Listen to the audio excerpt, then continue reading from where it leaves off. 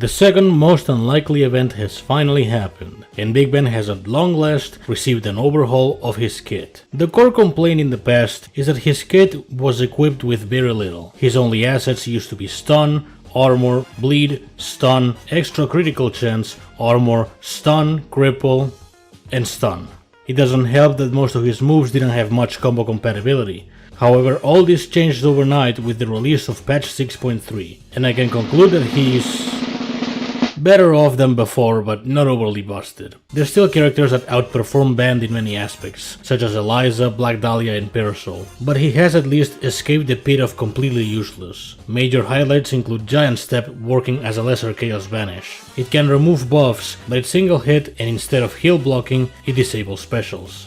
It also has an added bounce to it, making it much easier to chain with other moves. Supersonic Jazz inflicts heavy bleed now, giving Band some additional chip damage tools. Sweet Clarinet and Take the A-Train work as meter control assets, and the latter case has a wall bounce, again to facilitate combo chains. And Timpani Drive not only triggers faster, it can now be used in midair. And then you have the tier 3 blockbusters. Strike Up the Band works as a recovery tool, giving Band 3 regeneration stacks on use. It's not twice shy levels of recovery of course, but it at least ensures longevity and extra health points at the end of a Rift battle, but Tuba Tuba may outshine it. Now it's also a buff removal tool, with decent odds to activate. Furthermore, the last hit is capable of stunning the opponent, allowing you to go for a free combo shortly afterwards. Decent tool so far, and that doesn't even factor in the marquees, for they also have received changes to their properties.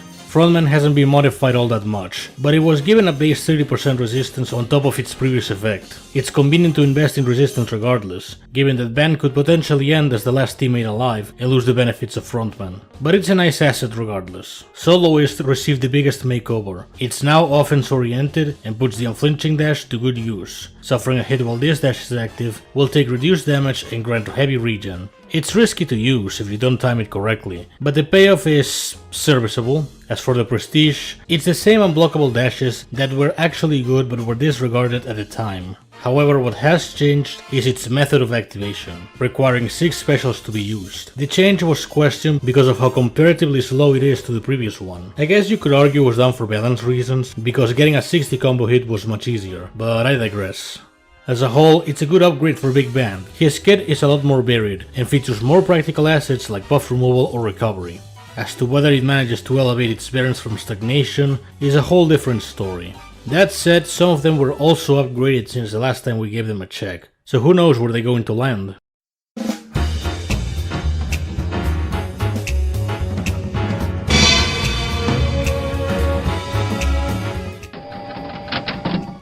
I'm afraid Bassline remains pretty bad despite the kit buffs. It's only to be expected from one of the first variants you ever get, but its effects are definitely outperformed. His recovery and armor are okay, but the former is covered up by Strike Up the Band now. And the armor doesn't really do much, it's just one stack really. The meter on tag-in is the better attractive, and if you've seen a Lab Chicken video, it's taken to its highest potential. Problem is, that's a very specific set that doesn't work for every situation. You need to invest in a lot of tagged cooldown to actually make it work. So yeah, despite the better kit, I'm afraid I can't really give Bassline that much credit. I will to the Chicken Man though. You're a fucking ass bang, you fucking shithead!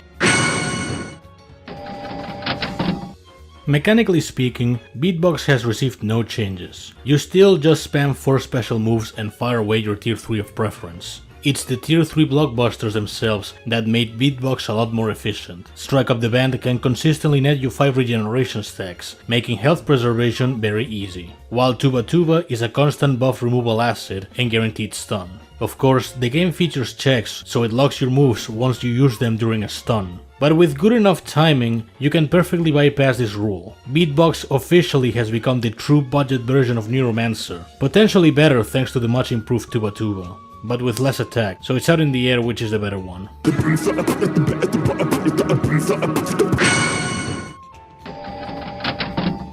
Despite some adjustments to defensive assets, Resonant Evil remained about the same, and is very likely not to see an upsurge in investment. He still has his classic armor gain and stun with questionable odds. I swear, too many times I hit him twice and the asshole manages to stun. But despite these occasional blunders, he's still perfectly beatable with little to no issue. Immunity is very frequent and so is Curse. and the same would go for the likes of precision, buff removal, and even armor break. And despite Frontman's added resistance, it doesn't get Resonant Evil out of mediocre status. He just doesn't manage to last long enough in most matches. I guess Hidden Variant had more than enough with one period of Resonant dominance. How do you do, fellow kids? Treble Maker is in a similar position to that of Resonant Evil, although he has it better given the lower amount of counters. His reflect damage only works while above 50% HP, so it's imperative to have him tank as much as possible. He can help himself by recovering 10% HP every tank combo hits taken. His obnoxious factor is okay, but the most common tactic against Treble is any Philia with Leech. It's that simple. Leech's recovery and Treble's reflect cancel each other, and once you get Treble below 50, you should be more than fine. If that's not enough for you, there's always the option of Precision and Hex. He's made the rounds in a couple defenses, but he's not as problematic as he would otherwise come across. Still, acceptable enough. What is he doing? He's losing the game, that's what he's doing, Tom!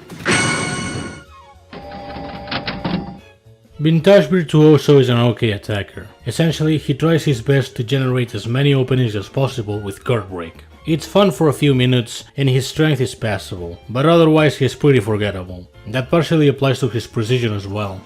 During most instances, it only serves as a guard break enabler and cannot get a precision kill with it. However, starting a fresh combo with Tuba Tuba will land the exact amount of hits for a precision kill. It's a useful strategy made more convenient with Tuba Tuba's removal effect, but with a core downside. It's very slow.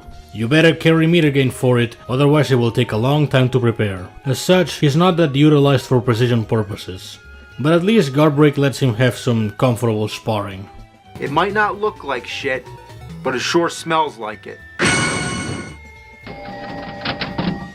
After a bizarre trip that was his previous ability, Robocopy has returned to his former roots, those being enrage and meter on kill, and taking a hit with barrier and armor. The change was pleasant for those that missed this snowballing effect, but unfortunate for those that actually enjoyed the former. Regardless, he functions as a more expensive version of Beatbox, although not as effective. He can gain meter and usually guarantee a tier 3 or 2, but it doesn't match the sheer spam potential Beatbox has to offer. The enrages are fine and last for a long while, but it's still kind of there. At least he got back his second win with barrier and armor.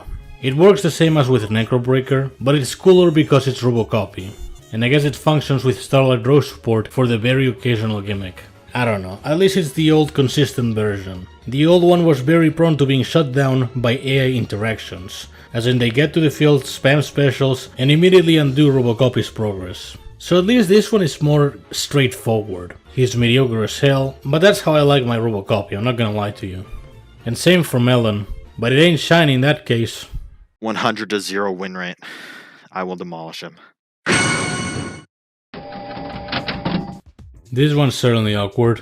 G.I. Jazz was originally intended to have 2 stacks of armor instead of just 1. However, a rush nerf was issued because of a very small technicality. A technicality that could ruin rifts for everyone, if that wasn't ruined enough. You see, 2 stacks of armor coupled with max defense investment, the frontman marquee, and the fetal resistance catalyst summed out to 105 defense with no piercing for you to make use of. Meaning he'd be taking no damage whatsoever, while you slowly but surely kill yourself. Couple this with other obnoxious catalysts you can think of, and no question it would have been incredibly hazardous and unhealthy. Thankfully, after the constant yelling of Denny the Showerless, he was moderately nerfed so that it'd be lowered to 1 stack, therefore 85% defense. Still seemingly obnoxious, but it left enough breathing room. Beyond this addition, here's the usual G.I. Jazz we know, so really not that amazing on prize fights.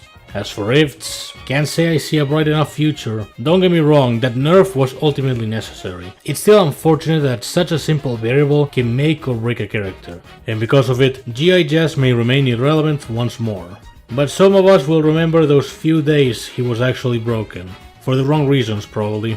Why is it drawing every day such a turn?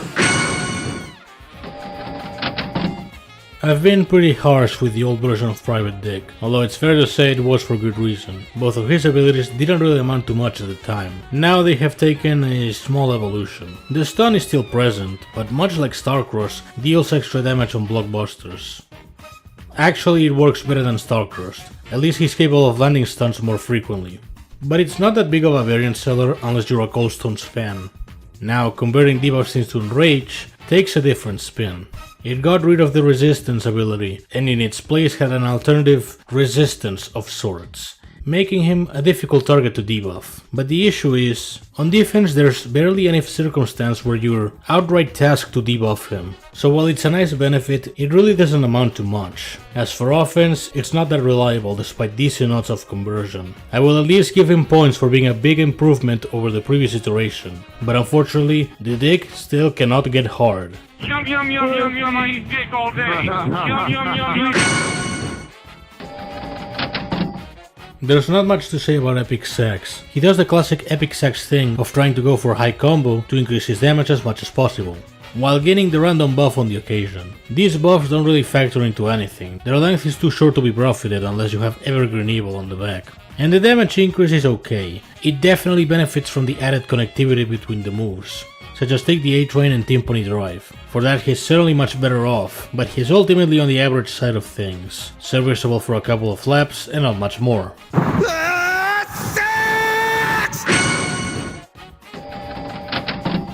Similar to Epic Sax, Megasonic hasn't changed that much, and the kit upgrade gave him enough of a push to be more usable, but still nothing overly outstanding. At least on his own, it's a very stop and go sort of strategy, where you block and then try to profit from the Enrage's recovery as much as possible.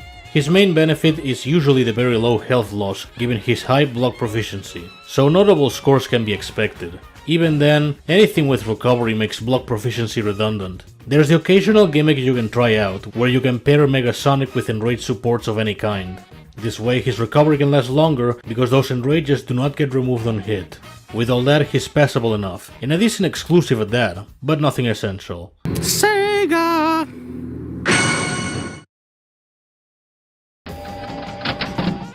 Dreambend is an interesting case. On paper his ability can be fairly annoying. With the right buffs active, his buff reset when knocked down can delay the match for a long while. Couple this with immunity with the same condition and the highest base health in the game, and you have a recipe for timeout after timeout.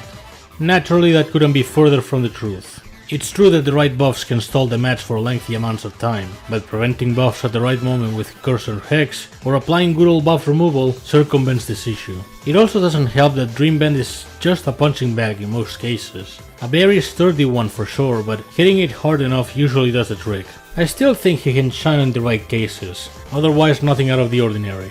As for the buff copying, it's there. At least Giant Step can get rid of buffs afterwards, but it's still kind of there. ¿Sabes con qué me gustan los huevos? Con huevos. Heavy Metal has remained about the same for many years. Just the usual trick of gaining armor when hit and taking less damage. No doubt the extra resistance from frontmen will help him out when it comes to stalling, but he's been so overplayed he's no longer a difficult contender to take down.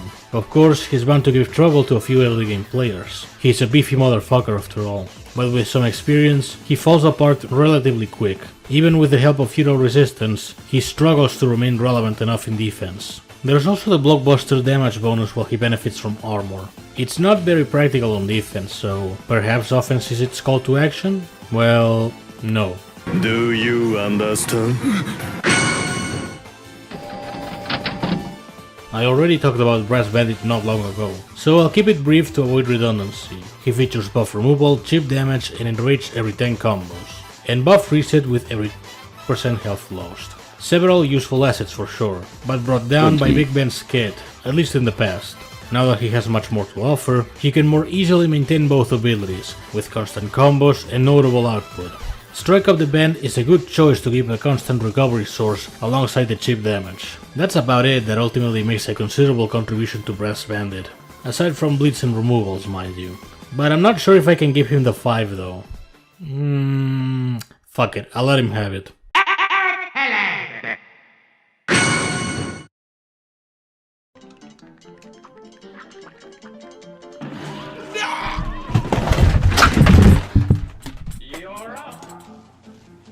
¡Che tu madre!